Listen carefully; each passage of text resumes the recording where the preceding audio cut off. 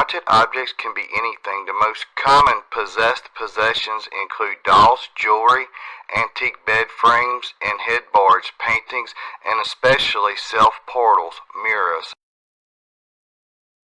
Who or what haunts objects anyway? So, when we talk about haunted objects, are we talking about an object that is just haunted, or are we talking about a cursed object? These are all important things that we need to find out. Do ghosts haunt objects? So in order to answer that question, we need to first look at what a quote-unquote ghost actually is. So a ghost is once a living human being that has passed on, but their spirit remains here in the physical world for whatever reason. Most of the time it's because they have some sort of unfinished business to do. Maybe they want to give a message to a loved one. So in general, ghosts are going to haunt places that they were familiar with when they were alive, such as their home and so on. What about demons? Do they haunt objects?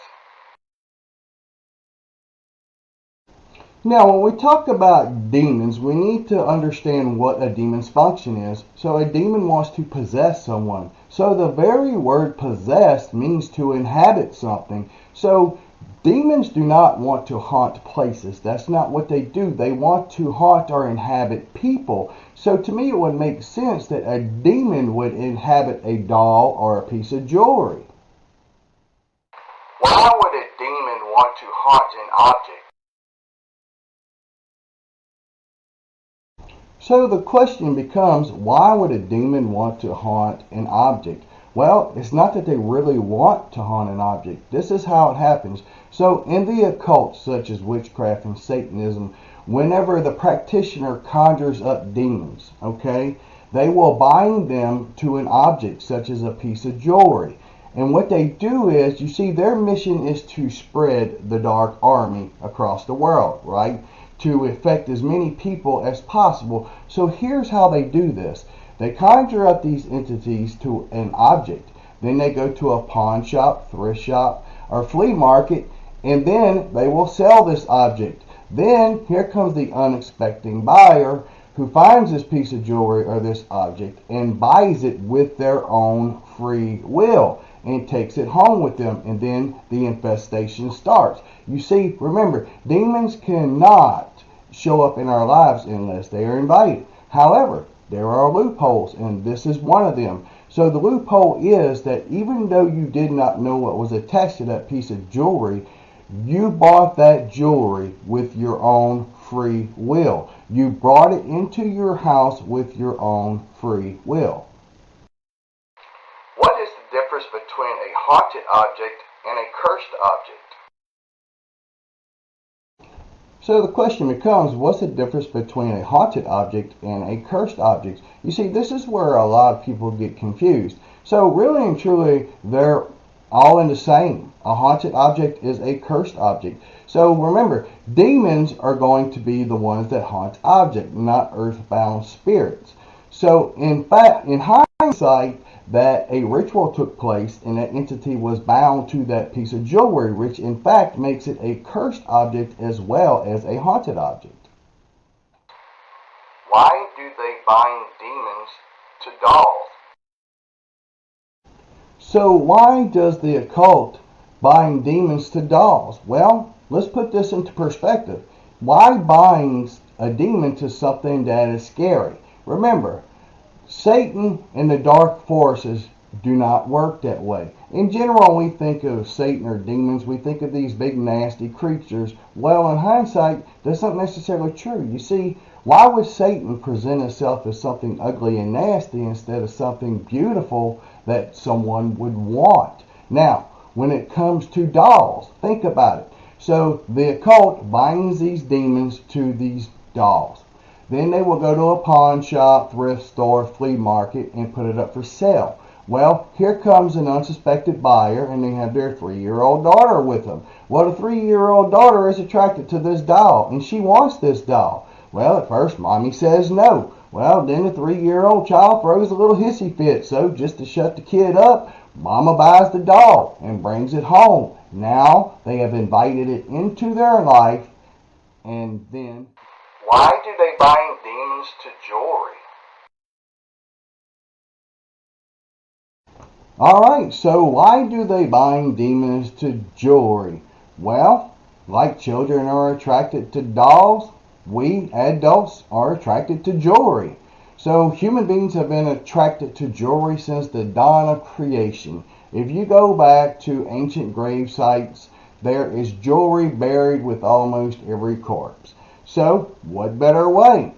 So we get it on both ends. You deal with the kids, alright, when it comes to haunted dolls, haunted jewelry for adults. So I have to say, the occult are really smart whenever they do this. Now, when it comes to haunted jewelry, what type of jewelry is haunted? Well, any really. So I wouldn't put it past them that there are cases where Christian jewelry has been bound with a demon. So be careful. Never buy a used piece of jewelry unless you know exactly where it's coming from, because you might unintentionally bring home a guest that you do not want.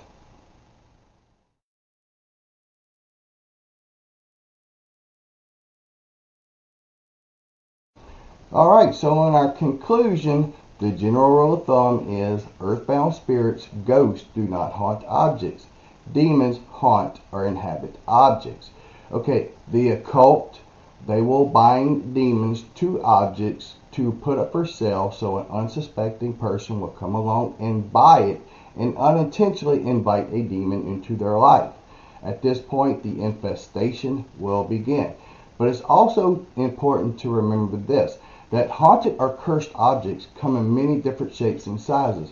So you have to remember, when the occult puts a curse on somebody, they are working with demons, and a lot of times they will also use objects.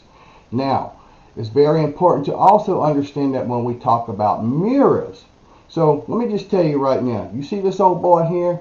One thing I will never do is buy a used mirror. So I'm going to tell you a little story. I was working a case about 2 years ago. A man had all this haunting start up in his house, and it got really bad really quick. So that told me it was possibly an infestation. Well, I couldn't really figure out where the entry point was, where the right was that the demon had. Well, it just so happens I was in his garage, and in the back corner I seen 3 mirrors in the back corner.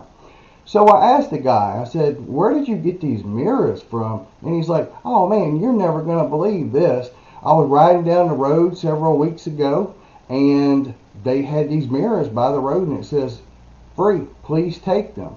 So I loaded them up in my truck and took them home. And I'm thinking, okay, so this is probably about the same time the haunting started, right? And he's like, matter of fact, yes. And I'm like, it never dawned on you that they put these mirrors by the end of the road and it says, for free, please take them. Okay, so what happened was, these mirrors had demonic entities that were bound to them, alright? Now, someone had to take them with their own free will and bring them into their house. Bingo. So, you know, me, I'm going to tell you right now, used mirrors is something that I will never, ever, ever purchase. As a matter of fact, if you know my story, the one and only demonic entity I saw with my own eyes was through a mirror. So a mirror has a very smooth and reflective surface, which is the easiest for an entity to manifest itself through. So it's very common that mirrors are portals where spirits can go in and out through the spiritual world into our physical realm. Now, me, I won't even go down the mirror at Walmart, okay? I stay far away from that. So mirrors, no, not this boy. Alright, so remember that rule of thumb: demons haunt objects, not ghosts. 2, haunted objects come in many different shapes and sizes. However, haunted jewelry or dolls is very common amongst haunted objects. So after this, I'm going to show you some actual pictures of haunted objects that was part of a curse.